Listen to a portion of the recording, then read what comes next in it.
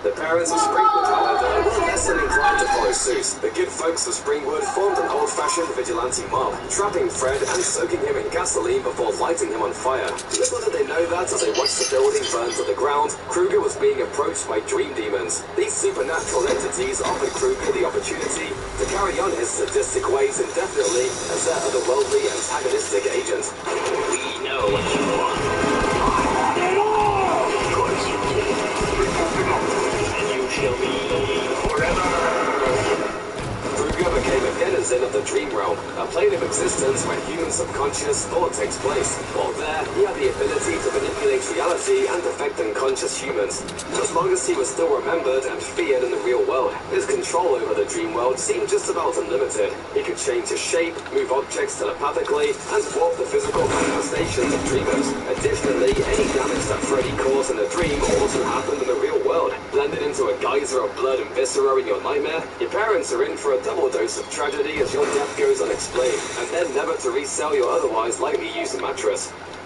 Being on the Dream Demon payroll has plenty of pluses, but it's not without some downsides. For one, you're pretty well stuck in the dream realm, a supernatural blend of the collective unconscious. Re-entering the physical plane leads to nothing but trouble for Mr. Kruger, who becomes susceptible to pain and even death.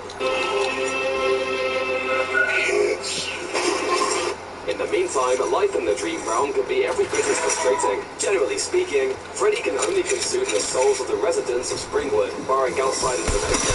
Even then, the powers only work when the good folks of Springwood harbor a healthy level of anti-fear regarding Elm Street's favorite blood victim. If nobody remembers Freddy, he's nothing more than a bad dream.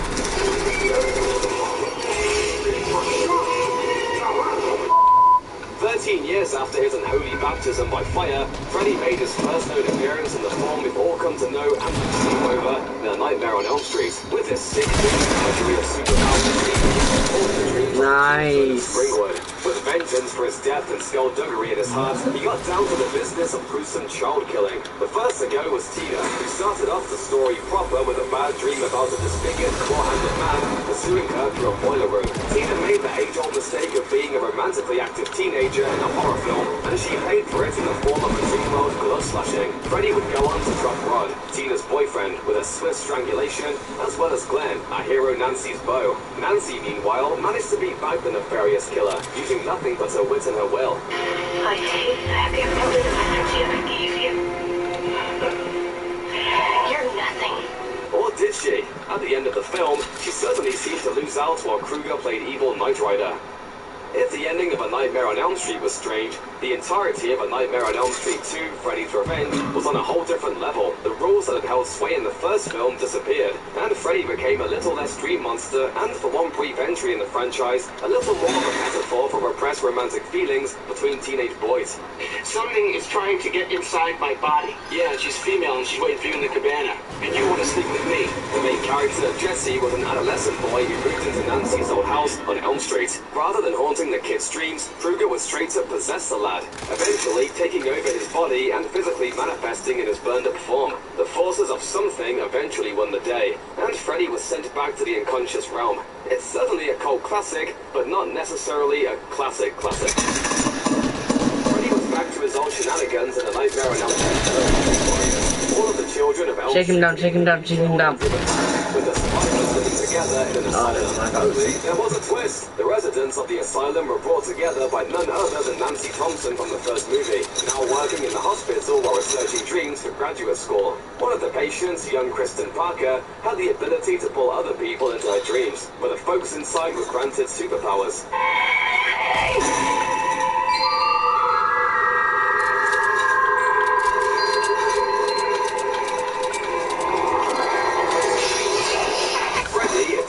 Could be defeated if his foes were buried and sacrificed, which was something the good guys learned from the ghost of his dead mother. Freddy wound up down for the count thanks to a hasty burial, and nobody ever heard from him again.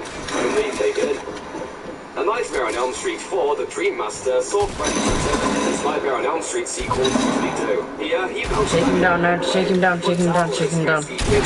Warriors, like he was living some Scooby-Doo villain's power fantasy. He was taken down by Alice Johnson, the teenage sleep messiah and, quote, Dream Master, capable of manipulating good dreams the way Freddy controlled the bad. Nightmares.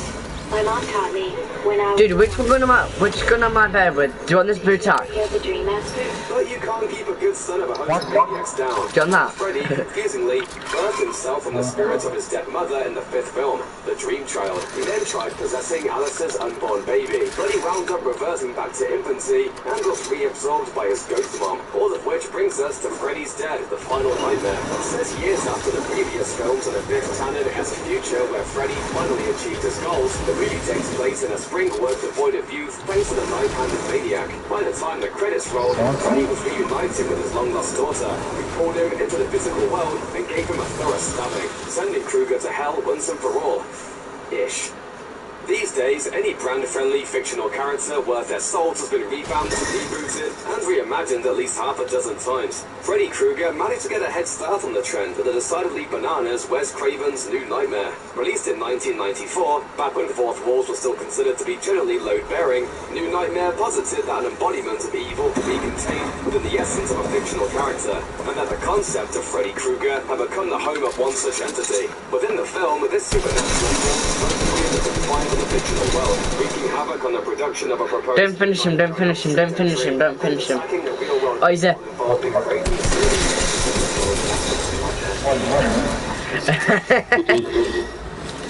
Dude, I've got 6 kills, bro. Don't mess with me.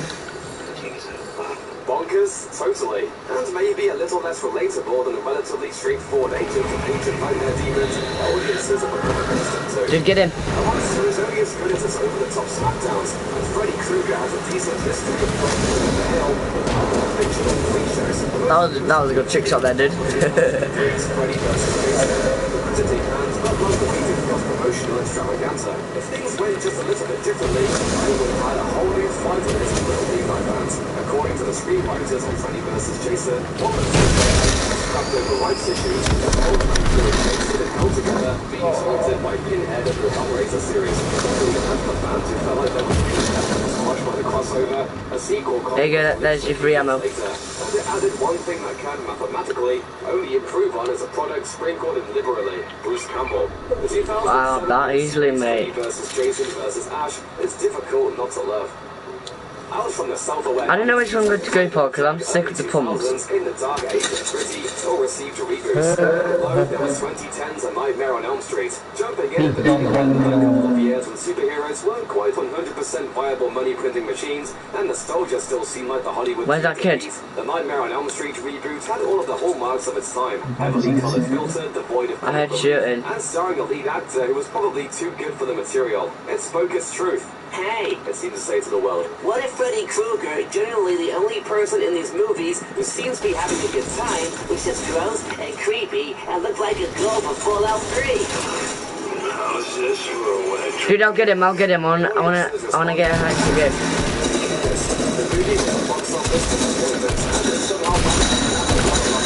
Oh, you should have let me kill him, bro. I wanna try to get high kill game. Positive aspects included some genuinely unsettling nightmare sequences. Best defensible points in the film were... Dude, you might as well give me the sniper ammo because I'm sick of the snipers. Can you drop the sniper ammo? Thank you. Oh, dude, after this game, I might actually go play a different game for a bit. If you want, you can go watch my video. I'm gonna do a live video. I'm gonna do a YouTube video on it. So if you want, you can watch me play it. But I'm probably gonna have to go. I'm probably gonna go live. After all these years, Just search up little hacker and then hacker alert. Hacker alert, just all capital letters. Hacker, little hacker alert, little hacker, alright? And then this is all the rest of it is capital letters, right? Hacker alert. That part's just caps. Two counselors took their eyes off the boys to go have some sexy time. Those two counselors were murdered, and the camp was subsequently shuttered. The camp reopened There's a helicopter. later, but it still has a reputation for murder and mayhem, and rightly so. Meet Annie, freshly hired as a camp counselor. She hitchhikes to Crystal Lake, opting to ignore the warnings of Crazy Ralph, a generic townie who asks if she's going to Camp Blood. Never come back again. Shut up, Ralph. It's got a death curse. the boat and then we'll go to that supply drop. This isn't crazy after all. Annie is chased through the woods by an unseen assailant and brutally murdered, and she's just one of several counselors to meet a grisly end. It turns out Jason Voorhees isn't the killer in the first installment. The murderer is his mom, Pamela, who doesn't want the case reopened because of her son's death. 20 years of grief have curdled into madness, and Mrs. Voorhees hears her son's voice urging her to kill. Fortunately, an intrepid camp counselor named Alice takes Pamela Voorhees, and the particular bad mom. Yeah, I went to supply drop. Alice has a nightmare in which she's attacked by the body corpse of young Jason Voorhees. It's surely one of the greatest jump scares of all time.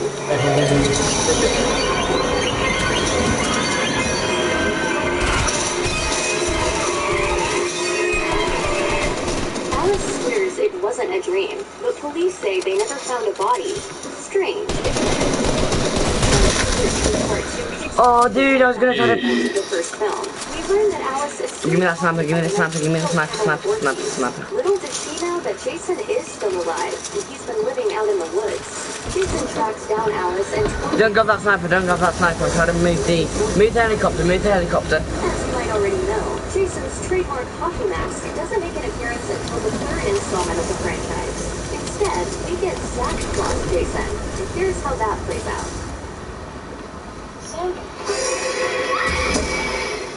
This time, Jason is going after a whole bunch of camp counselors in training.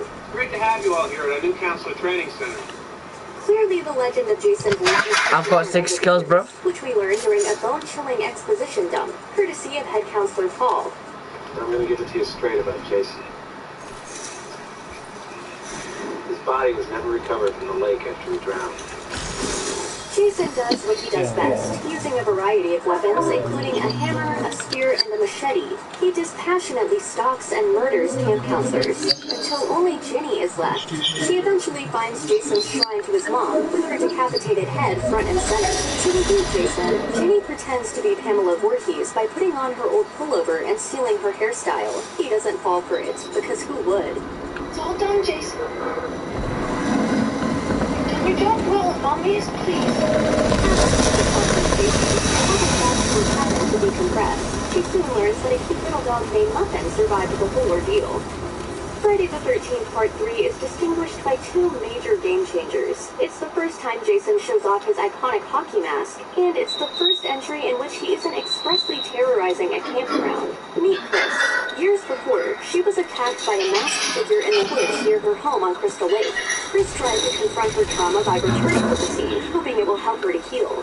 She decides to bring a few friends along for the ride, because why not make it a party? I should have come back here so soon. I want to get to you. Relax. Enjoy the weekend. Some of Chris's friends antagonize a bunch of scary bikers who retaliate by trying to burn down her barn. That's when we learn that a wounded Jason had been hiding in there. He immediately starts killing everyone.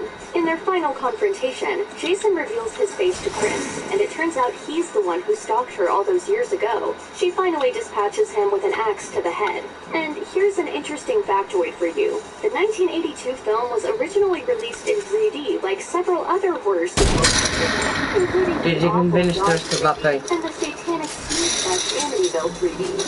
Now we arrive at Friday the 13th, the final chapter. Finally, the return back in Friday the 13th Part 2. Dude, check this teammate, I need to heal up. He quickly proves he's not quite dead. He immediately kills a few staffers just to keep his hand in.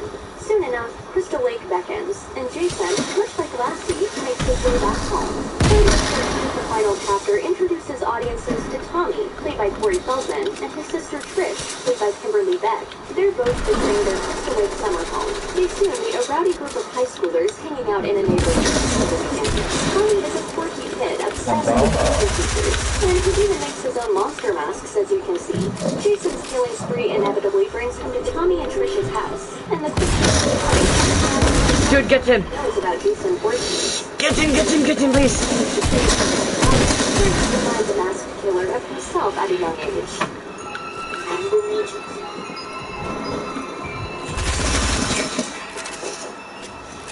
Dude, he's meeting up here!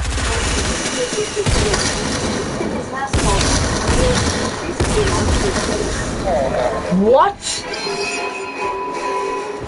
In the end, seemingly killed, and Tommy looks into the Meanwhile, the Friday the 13th franchise bounced back soon enough. In Friday the 13th, A New Beginning, we learn that Tommy Jarvis was indeed psychologically scarred by his encounter with Jason. As you can see, the experience has totally changed him. In fact, the character is played by a different actor, John Shepard. 5 years after the events of Friday the 13th, the final chapter, Tommy still suffers from severe post-traumatic stress, experiencing flashbacks and extreme anxiety. As you can see, he's quite the disturbed young man. Travis is admitted into a rural treatment facility. Alright, go search my YouTube videos, right? Go check my channel up. House hopes to help the young man get a better handle on his past. And as you can see, this is a rare sort of treatment facility that lets patients keep sharps at the ready. Case in point, on Tommy's first day, patients Vic and Joey get into a deadly disagreement. To be perfectly honest with you, I never really chopped wood before, but it certainly looks like fun. Leave me alone! Before you know it, Vic murders poor Joey with his trusty axe. Paramedics rush to the scene. Is there someone we should notify? As far as I know, there's no immediate family. Suddenly, employees and patients are getting killed by a maniac in a hockey mask, and everyone thinks Jason is back. But something here doesn't add up.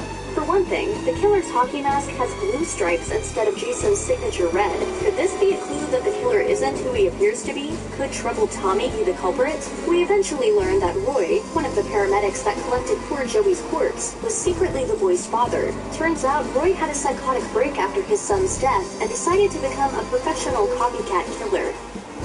Roy was a real loner. Never talked much. Not even to the other paramedics. Well, Tommy Jarvis just couldn't leave well enough alone. At the start of Friday the 13th, Part 6, Jason Lives, the troubled young man takes a close friend to Jason's grave in Crystal Lake. Notice that Tommy is once again played by a different actor, Tom Matthews this time. Once they find the grave, they dig it up and shove a metal rod into Jason's rotting corpse. That's when lightning suddenly strikes the rod, instantly reviving Jason. The undead killer attacks Tommy and kills his up-for-anything friend. Tommy narrowly escapes with his life. Of course, the police don't believe Tommy's story because of his past mental health issues. No way, you gotta listen to me! Jason's coming here, he's after me! The sheriff's daughter Megan is the only one who believes Tommy, and she decides to help him out. Jason quickly makes it back to the place where he originally died, and plenty of children are already there for summer camp. Jason scares the kids, but for some reason he doesn't actually hurt any of them. Meanwhile, he gleefully kills every adult and teenager within a 5-mile radius. Thankfully, Tommy eventually wraps Jason with some chains and drowns him. Or does he? In Friday the 13th, Part 7, The New Blood, we're introduced to the talented Tina Shepard. She's your average American girl with telekinesis, and we learn that she accidentally killed her father by drowning him in Crystal Lake. Tina is understandably traumatized by the death of her father. Many years later, Tina's sketchy therapist, Dr. Cruz, pressures her into returning to Crystal Lake to confront her fears. Or so he says. What he's really trying to do is understand the scope of Tina's powers by using Crystal Lake as a trigger. She feels tremendous grief when she stands in the spot where her father drowned, and she also senses a dark presence. It's Jason, and he finally manages to break free from his chains. Needless to say, the killings begin again. Meanwhile, a bunch of teens are preparing for the world's wackest birthday party. Party hasn't even started yet, and already this place looks like closing time at the stock exchange. Russ, honey, we'll clean it up, I promise. Yeah, chill out, Six Feathers. Tina starts getting cozy with Hunky Nick, and Jason basically kills everyone. In the film's finale, Tina has an epic showdown with Jason, with her telekinetic powers on full display. Look, she can even move couches with her mind. She unmasks Jason and discovers that he's really let himself go. Oh, and then the ghost of Tina's father helps chain Jason to the bottom of the lake, since that worked so well the last time. Tina and Nick both survive. Where's Jason? We took care of it. Important note, The New Blood is the film that features the notorious sleeping bag murder. And then, this happened. The first half of Friday the 13th, Part 8, Jason Takes Manhattan, takes place on a cruise ship. And we watch proudly as Crystal Lake's graduating seniors embark on a class trip to the Big Apple. Little do they know that the anchor of another boat has come into contact with some ominous underwater wires. An electrical current zaps Jason's chains and reanimates him again. He eventually climbs aboard the cruise ship in broad daylight and starts killing a bunch of recent high school graduates. To escape all the unthinkable horror, a handful of survivors take a route to Manhattan's shore, but they fail to realize that Jason has followed them. And how does he fare in the big city? Pretty well, actually.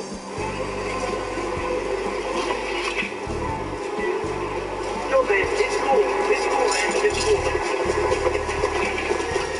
In the end, final girl Rennie faces off with Jason deep within the New York sewer system, and she eventually gets her hands on some extremely toxic waste.